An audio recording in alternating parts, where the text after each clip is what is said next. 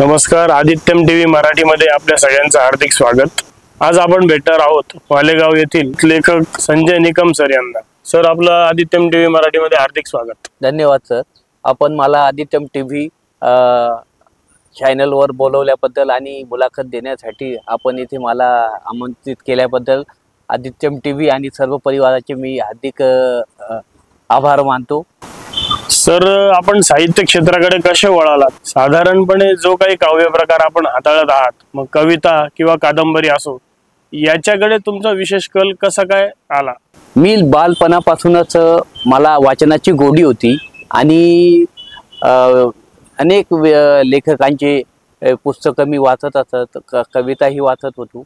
लेखनाची ही हळूहळू गोडी माझ्या वाढू लागली आणि मी हळूहळू लिहायला लागलो आणि अशा पद्धतीने मी सुरुवातीला कविता लिहिल्या। मुक्तछंद, हायकू अशा काव्य प्रकारात मी माझ्या कविता लिहित गेलो आणि माझे महाराष्ट्रभूषण, माय मराठी,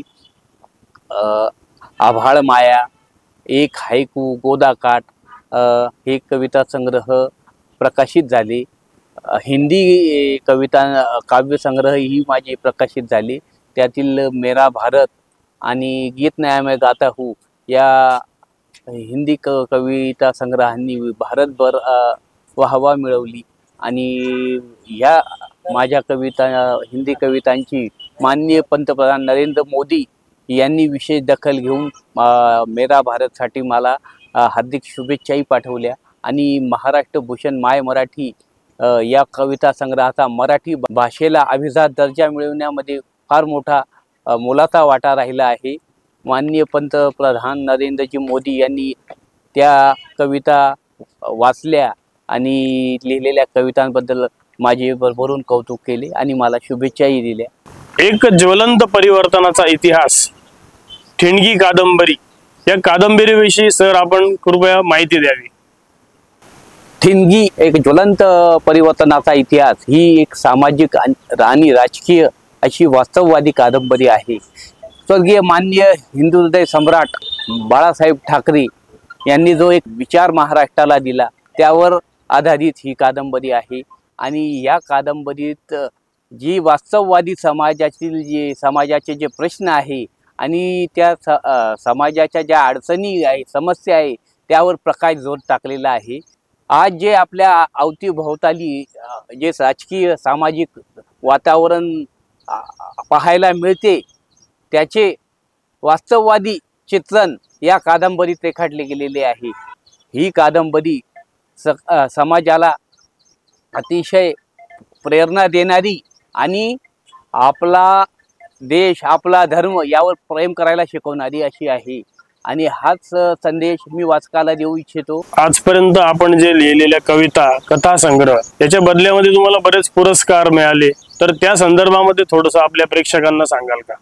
2001 साली मालेगावला मोक्षिनी धारा प्रातिनिधिक काव्य संग्रह प्रकाशित झाला होता। यशवंतराव चव्हाण मुक्त विद्यापीठाचे कुलगुरू यांनी, रमेश वरखेडे यांनी गरजले छत्रपती शिवराय या कवितेची विशेष कवितांमध्ये माझी निवड केली होती आणि मालेगावचा दैनिक बालेकिल्ला मंचातर्फे मला त्यावेळी पहिला पुरस्कार मिळाला होता आणि त्यानंतर निसर्गकवी नादो महानोर यांनी 2021 मध्ये साहित्यभूषण पुरस्कार देऊन जळगाव येथे गौरविले होते। महाराष्ट्रातील विविध नामांकित संस्थांनी अनेक वेगवेगळे पुरस्कार देऊन माझा गौरव केला, त्याबद्दल मी त्यांचे आभार मानतो।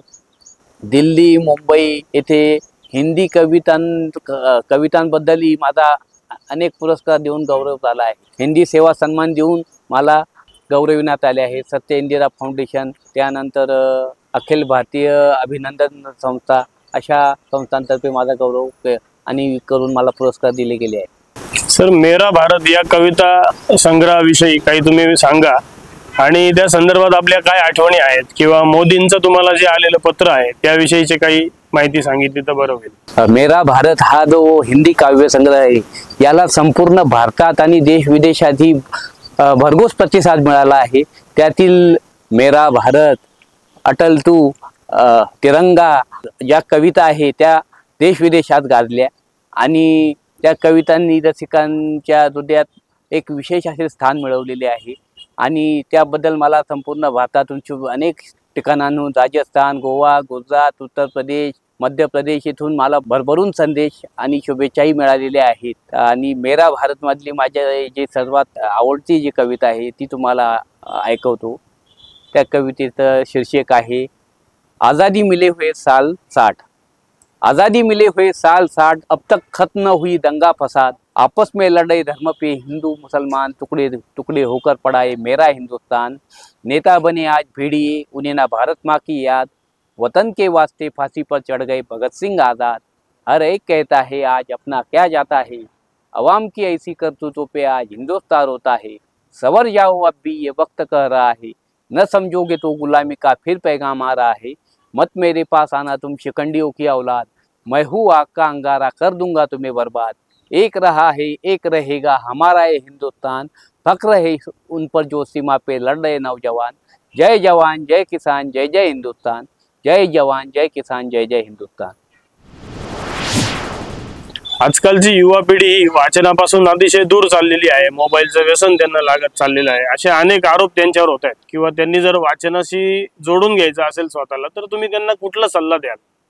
विद्यार्थ्यांना शिक्षकांनी आणि आई वडिलांनी जर वाचनाची गोडी लावली आणि जर विद्यार्थी पुस्तकं वाचायला लागला तर तो निश्चितच पुढे त्याचे भविष्य उज्ज्वल असे राहील. जेवढे पुस्तकं तो वाचेल तेवढी त्याची बुद्धिमत्ता प्रगल्भ होईल, तो विचार करू लागेल आणि त्यातून एका नव्या समाजाची नवनिर्मिती होईल असं मला वाटतं.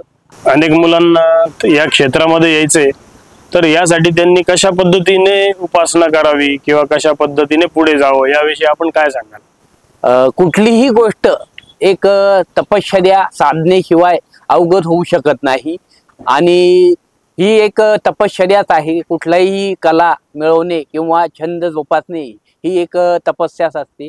कविता किंवा कुठलाही कला आत्मसात करायची असेल त्यांनी साधना केली पाहिजे. अनेक विविध नामांकित लेखकांची पु ल देशपांडे झाले, शिवाजी सावंत झाले, वसंत कानेटकर झाले यांची साहित्य संपदा वाचली पाहिजे.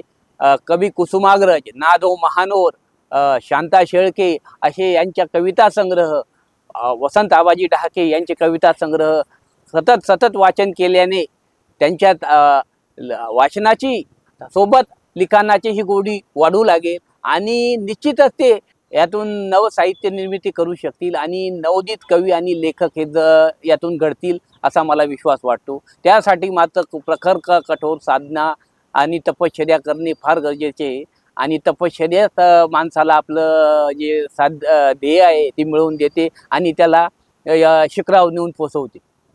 सर, तुम्ही जी काही आजपर्यंत वाटचाल केली याकरता तुमच्या कुठल्या कुठल्या लेखकांची भेटी झाल्या, त्यांचा तुम्हाला कुठला उपयोग झाला त्यांच्या सहवासाचा, आणि ह्याच्यानंतर देखील अनेक जण या क्षेत्रात जे येणार आहेत त्यांना या क्षेत्रावरती त्यांचा उदरनिर्वाह होऊ शकतो का?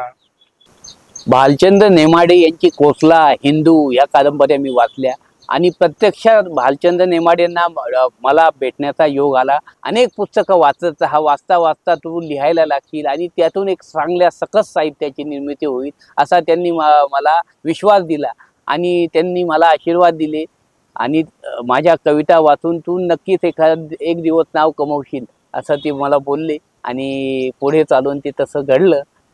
सरांचा मी फार ऋणी आहे. सरांनी मला त्यावेळी जे मार्गदर्शन केलं त्यामुळे मी घडलो. त्यानंतर कविवर्य निसर्ग कवी नादो महानोर त्यांनी माझ्या कविता वाचल्या आणि त्यात काय सुधारणा करावी आणि कविता कशा लिहावी याबद्दल मला मार्गदर्शन केले.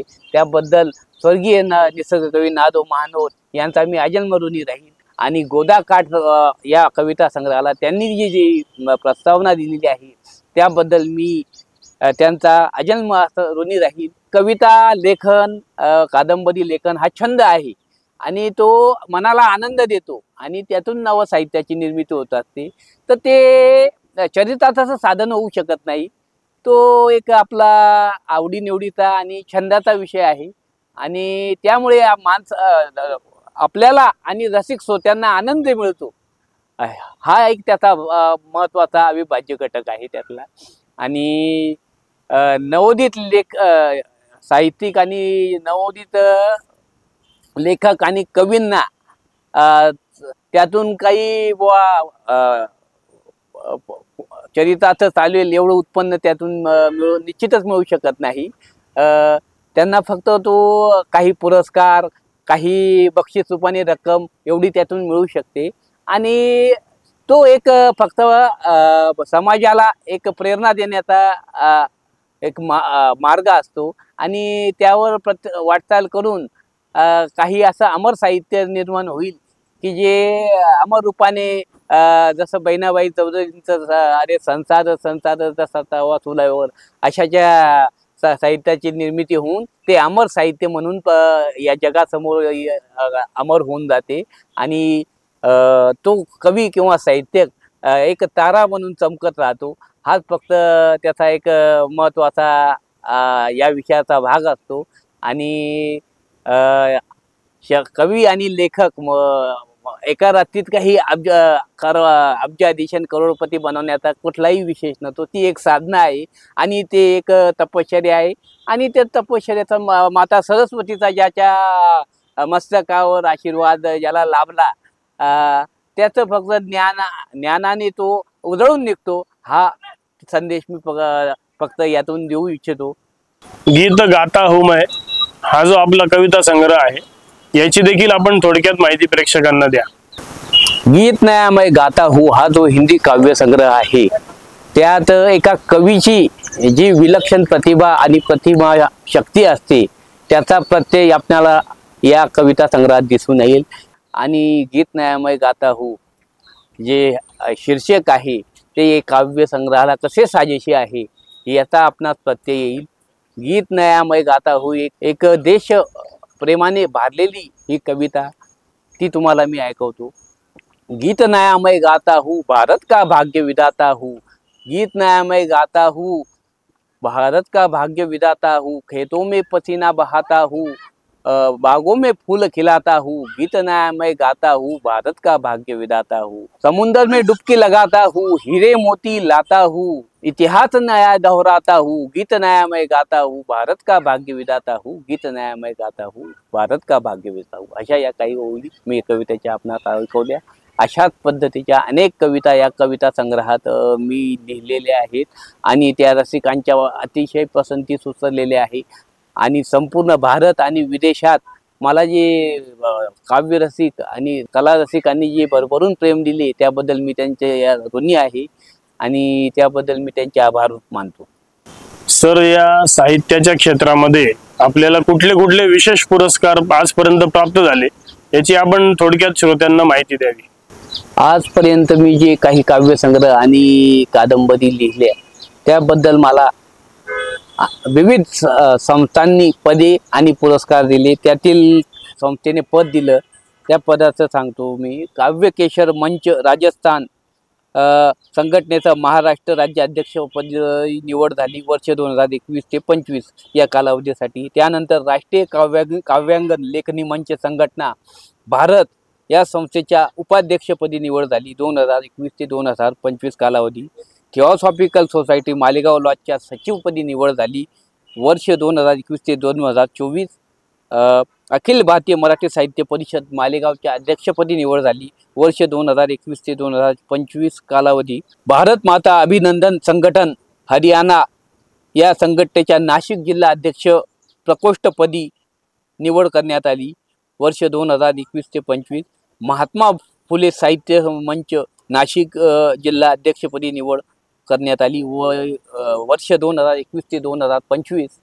आणि राष्ट्रीय साहित्य रत्न पुरस्कार भारत सरकार अखिल भारतीय साहित्य संघटनेचा अध्यक्षपदी ही निवड करण्यात आली.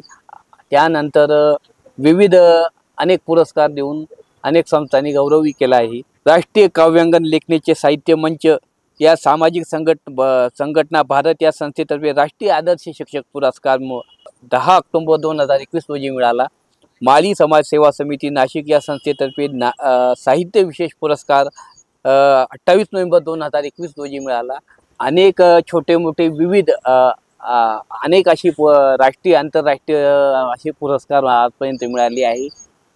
ती जवळजवळ त्यांची संख्या 1000 पुढे 1000च्याही पुढे जाईल.